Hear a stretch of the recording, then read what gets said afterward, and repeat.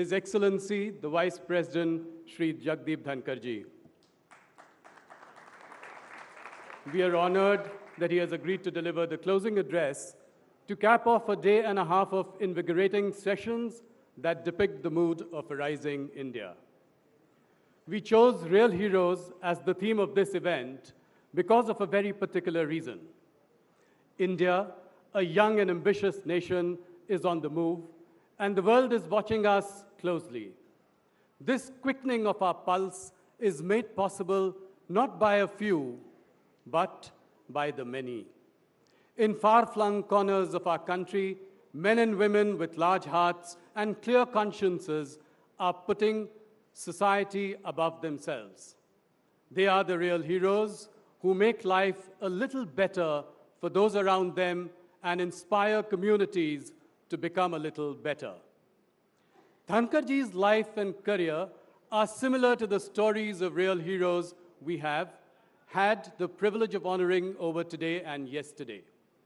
Born into a farming family in a small village in Rajasthan, he used to walk over 6 kilometers a day just to attend school. His upbringing, with emphasis on hard work and simplicity, was honed at the Sainik School. A physics graduate, he, however, found his true calling at the bar. He was the youngest president of the Rajasthan High Court Bar Association and practiced mainly in the Supreme Court from 1990. He also had a 3-year stint as a member of the International Court of Arbitration in Paris. As a parliamentarian, minister, the governor of West Bengal, his contributions to the country are many and varied. He has excellent knowledge of the Constitution, and his expertise with legislative affairs is a big strength. He has been uncompromising in his insistence on decorum inside Parliament. Dhankhad ji has also been an ardent advocate for the separation of powers. Yet, he is known as someone who is accessible and humble, which makes it easy for people to warm up to him. He is known for his amiable relationships across party lines, and as we have just discovered today, a fine sense of repartee. Dhankhad ji also has an excellent relationship with spiritual organizations such as the Ramakrishna Mission and Bharat Sevashram. He is an avid reader and a sports aficionado and has served as the president of the Rajasthan Olympic Association and the Rajasthan Tennis Association. Shri Dhankhad's life story reflects a rising India, one where we go forth and achieve our goals, unmindful of hurdles or distractions. I would now like to request His Excellency, the Vice President, to deliver the closing address. Ladies and gentlemen, the Honorable Vice President, Jagdeep Dhankhad.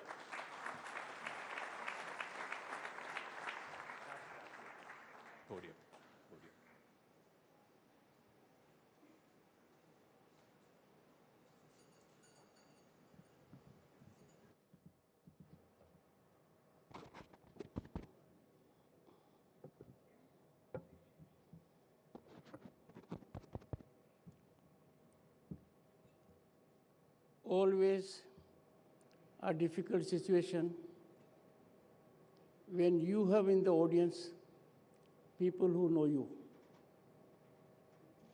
And the problem is complicated exponentially when you have someone like senior advocate Chetan Sharma in the audience.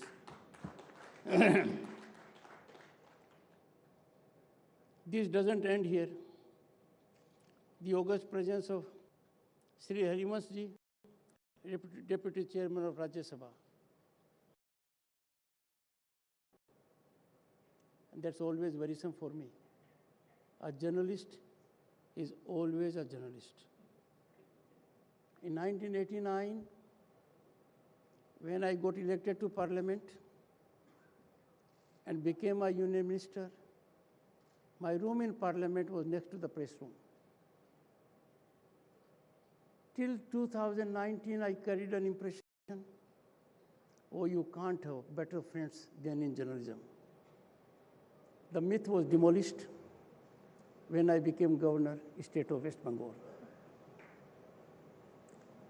I hope it is restored. I will do all I can. Dr. Rajkumar Ranjan Singh, Sri Rahul Joshi ji, members of the diplomatic corps, other dignitaries, and my friends in the media. I can assure you, I am certainly your friend. I hope you will reciprocate. Indeed, a marquee event, all the more significant, being hosted in Amrit Kal. It is eminently befitting and soothing that focus and attention is being real heroes. I pause here for a moment. I have always been concerned. Iconic status in our country is accorded on parameters that are baffling. Event management can put a person in a position. He's a leading lawyer. He's a leading journalist. And what not. But we are talking of real heroes. At a time when India is on the rise as never before, it is a statement of fact, globally acknowledged. And the rise is unstoppable, earning unprecedented global recognition and respect. As a mark of respect to our heroes, let's pledge, take pride in our historic accomplishments and be ever proud Indians. Always keep nation first.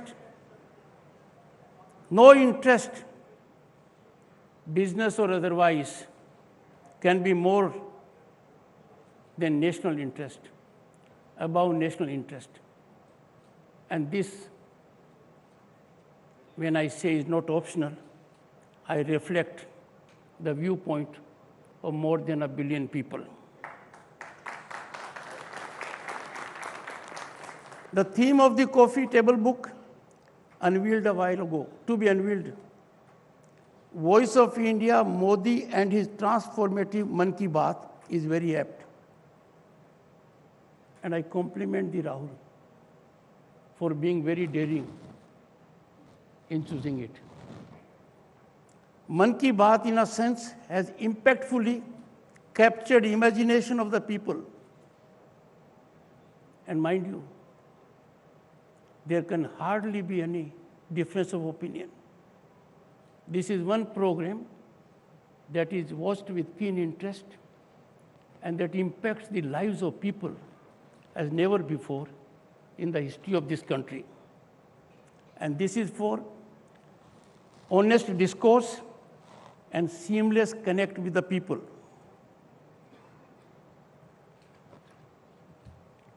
I appeal to media for wider dissemination of the coffee book content, as I have been given details thereof. Let us highlight success stories of real Bharat and exemplify our age-old value system. Friends, we are the most functional democracy in the world. There be no doubt about it. There is no democracy in the world that is constitutionally evolved at the level of panchayat, municipalities, state, and center. We have constitutional prescription in the shape of Part 9 of the Constitution for panchayats and 9 capital A for municipalities.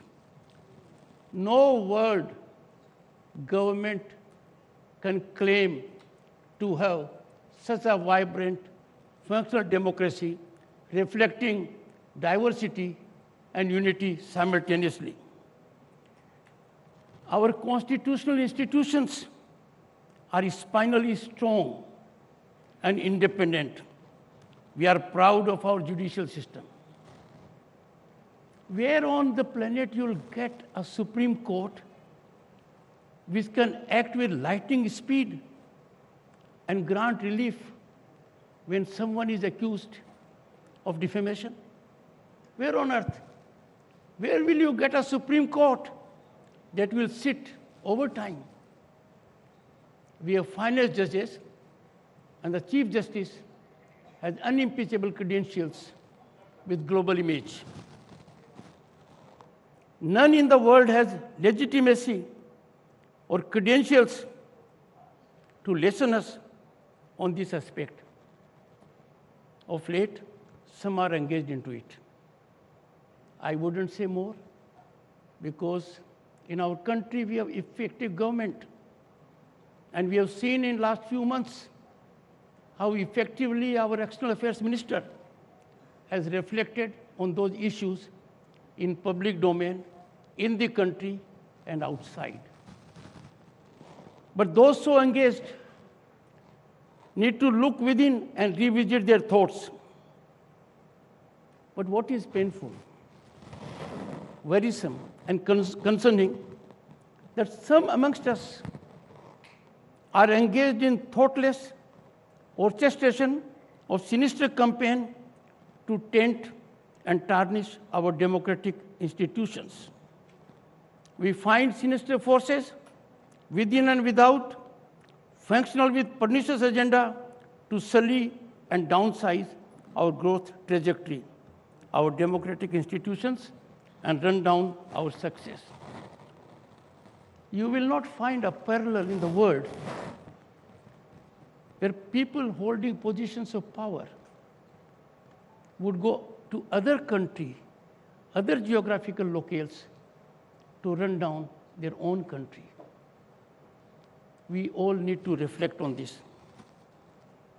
We need to be cognizant of virtual intense warfare against India's integrity by well-orchestrated global machinery functioning within and outside the country. One can see an entire ecosystem aimed at handicapping our growth, attacking India's legitimacy as nation-state, its constitutional institutions, including the parliament, is becoming a favorite pastime, even of some of us. I am sure thinking minds in the country will be alive and take all steps to contain and combat such pernicious tendency. An intense assault on India's values, integrity, and institutions is emanating from well-maintained incubators. I wouldn't say much, but I'll call upon the media. Look at South Asia studies in an Ivy League university. This is being funded by our billionaires. Even the government in 2008 funded it. And the same is also being done by our northern neighbor. But look at their activities with respect to our nation and with respect to that nation. It's a cause of concern and worry. Should we be funding those whose only agenda is to thoughtlessly, in a designed manner, run down this nation? I'm sure my friends in journalism, and I'm sure I'm their friend, so are they mine, will reflect on this, engage in due diligence, and let the people of this country know all about this. This ecosystem to combat India's growth trajectory must not be allowed to go unnoticed. And that can happen only when we react. Such orchestrated narratives are disseminated. And this is, I seek pardon of the journalistic fraternity. Orchestration emanating in a sinister manner with pernicious design is put in high decibel and disseminated by media and intelligentsia. The activities of Goebbels pale into insignificance. Friends, the real tribute to our real heroes, because of whom we are enjoying this democracy, are in the 75th year, because of whom we are laying the foundation of 2047, when India will be celebrating centenary of its independence. A tribute to those real heroes is to ensure the relentless crusade against corruption fructifies into legal finality. It is most unfortunate and a matter of concern that legally sanctified crusade against corruption is sought to be combated by partisan stance and individual concerns. How can issues of corruption be seen from political prism? How can issues of corruption be seen from the interest of an individual? Issues of corruption have to be seen in the backdrop of the fact matrix. It is time for all of us to realize none in democracy can claim on any ground whatsoever to be above law and beyond the related to law is not optional in democracy. It is inalienable facet of democracy. There can be no democracy, there can be no democratic values if some individuals can claim and walk away with it. We are different. Doesn't matter. You do it by both methods.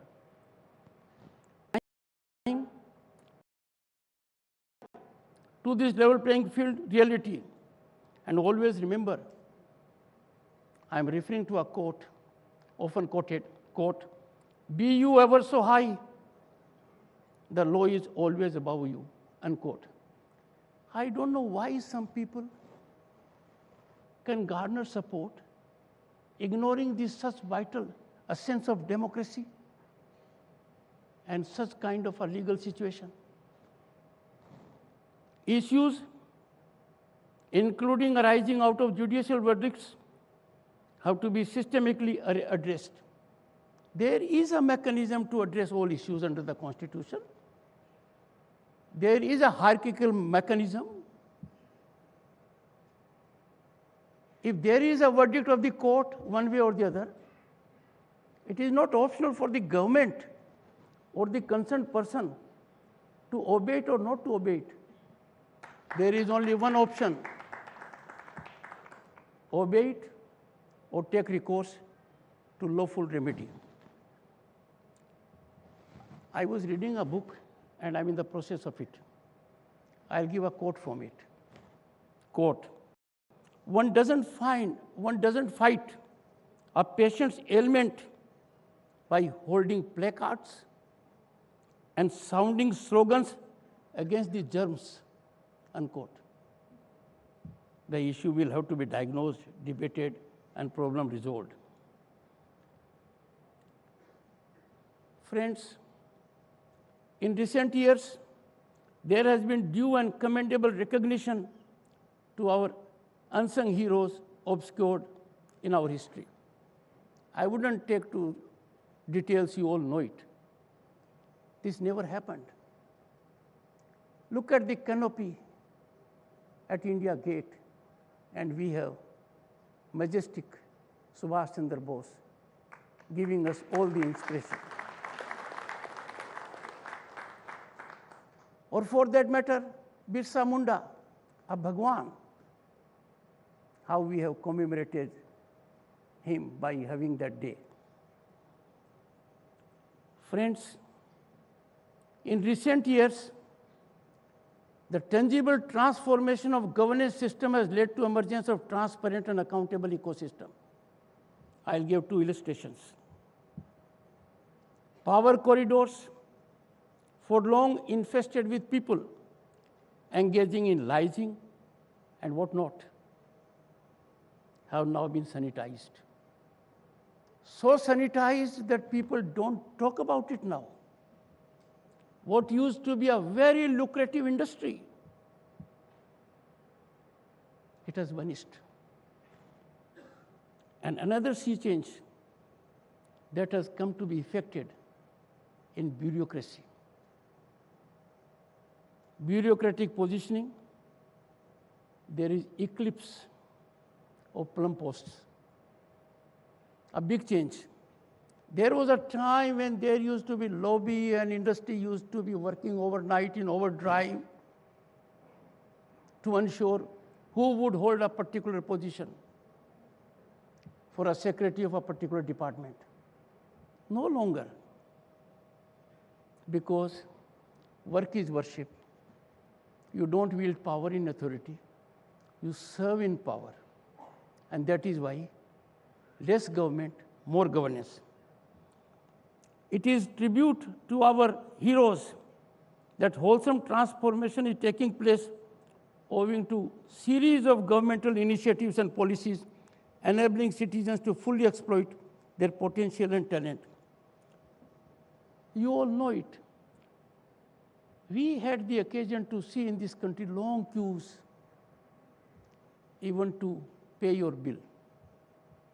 They vanished. We could never imagine that there could be some kind of inclusive growth and banking, that during most difficult days of pandemic, there could be direct transfer.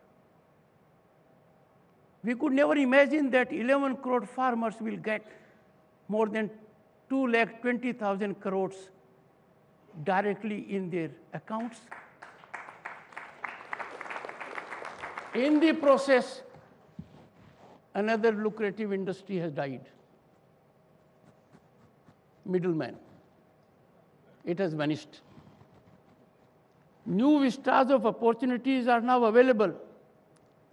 It is in this backdrop that our track record in producing more than 80,000 startups and unicorns is envy of the world. India today is a global destination of investment and opportunity in otherwise stressed global scenario. Friends, it was a moment of pride for us all in September 2022, when India became the 5th largest global economy. And there was another satisfying factor. In the process, we overtook our erstwhile colonial rulers, the UK. By turn of the decade, India will be the 3rd largest global economy. Friends, I have a special appeal for journalists and intelligentsia. Don't mistake me.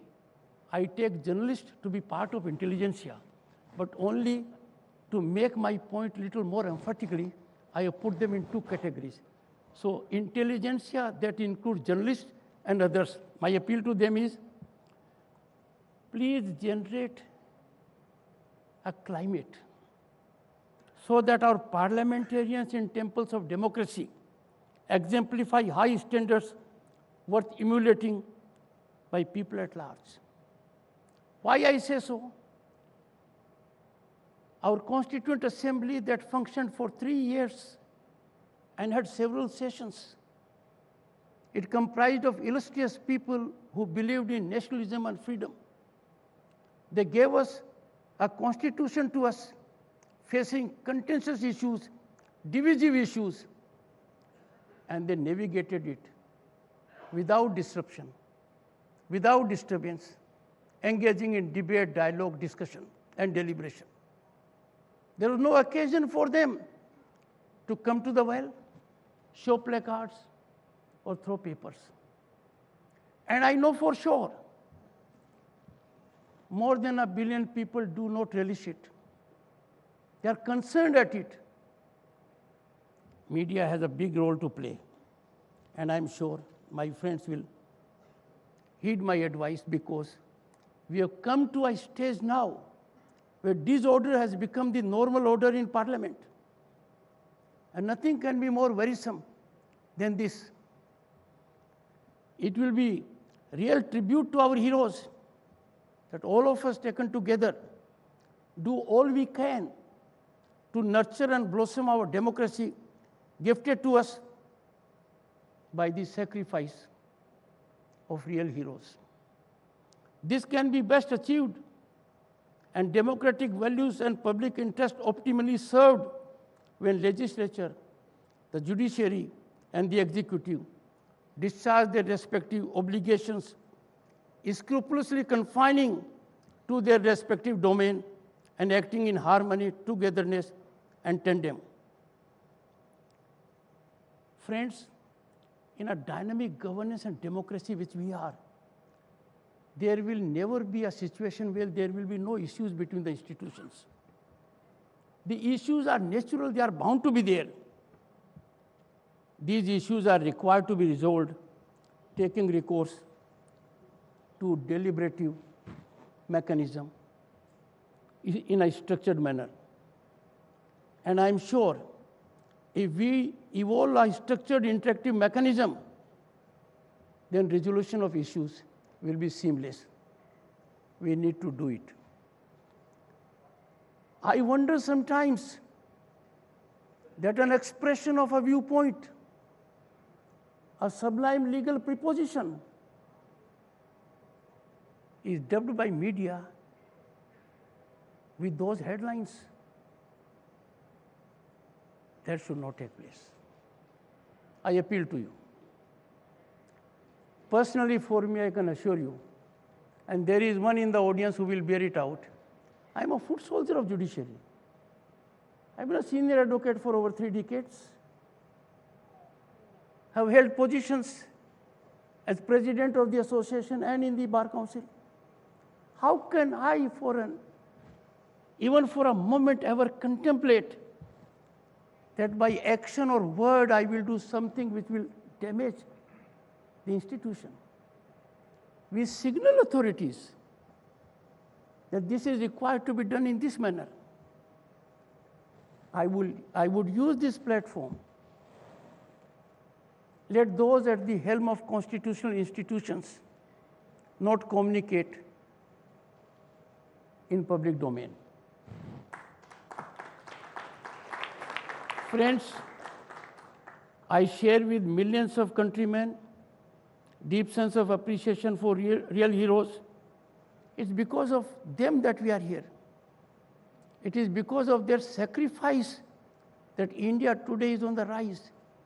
It is because of their efforts that not only our voice is heard globally, wait to find out what is India's stand on this particular issue. Our image in the committee of high pedestal, and by 2047, warriors of which are present here. Some of us may not be around, but youngsters here, they are the spinal strength to realize our dream of being a world leader. I express sense of gratitude to Rahulji, Network 18, for devoting this program to them. We shall ever be indebted to them. Thank you. Jai Hind. Can we have a standing ovation for Shri Jagdeep Dhankhad, the Honorable Vice President of India.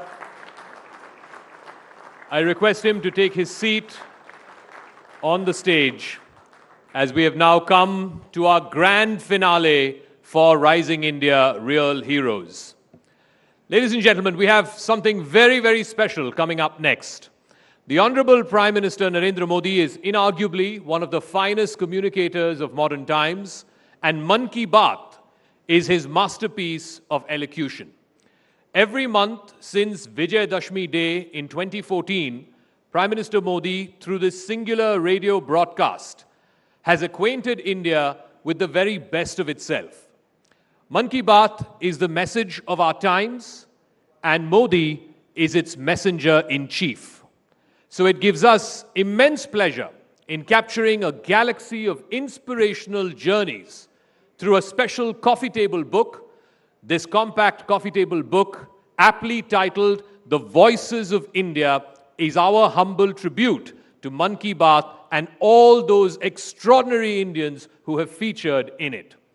It is divided into several themes and contains short pen pictures of those whose work and stories have been profiled by the Prime Minister in his radio address.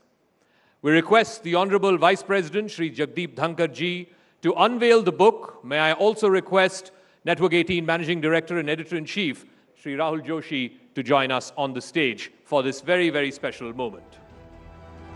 Ladies and gentlemen, can we have a round of applause for this coffee table book unveiled in front of you today at the grand finale of Rising India Real Heroes, The Voices of India, capturing the story of ordinary Indians who have done extraordinary things in their life.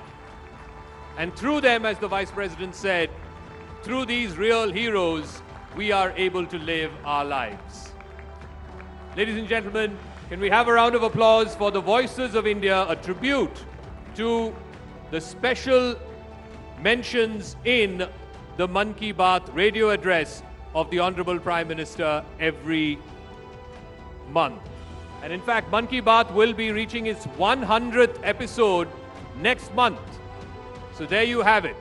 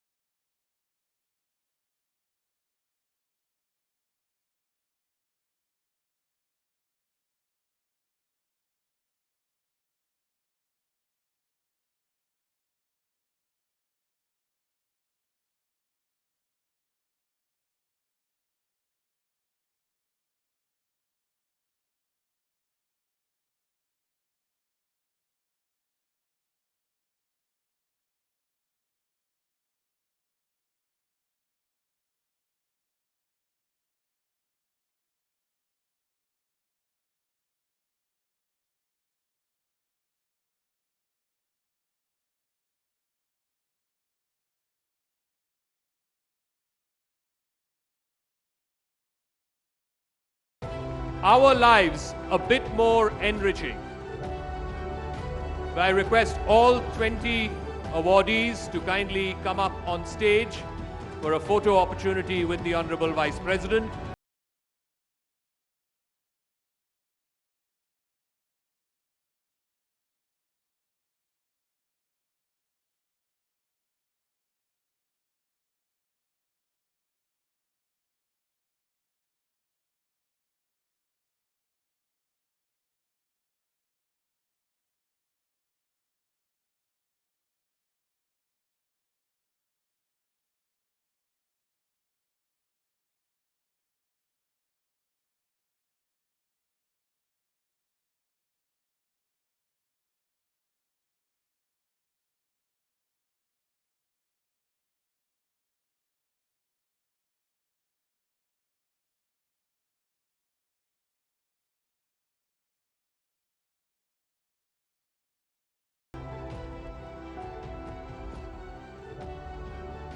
Even as all the awardees are standing, may I now request for a special conclusion to our function.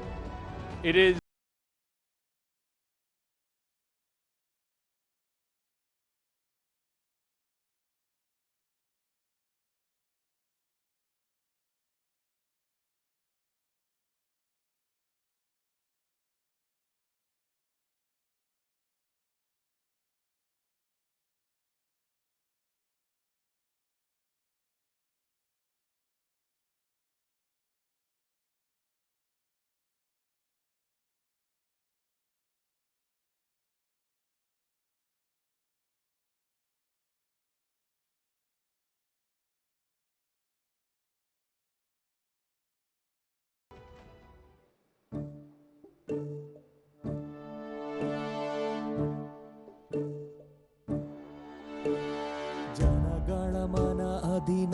दायक जय हे भारत भाग्य विधाता पंजाब सिंध गुजरात मराठा द्राविड उत्कल बंगा विंध्य हिमाचल यमुना गंगा उच्छल जलधि तरंगा तव शुभ नामे जागे तव शुभ आशीष मांगे गाहे तव जय गाथा जन गण मंगलदायक जय हे भारत भाग्य विधाता जय हे जय हे जय हे जय जय जय जय हे. Ladies and gentlemen, with that we come to the conclusion of Rising India Summit 2023. Thank you all, and thank you to the Honorable Vice President for being our chief guest this evening for the concluding session of Rising India Summit. I request all the guests here not to crowd in front of the stage. Kindly do not crowd close to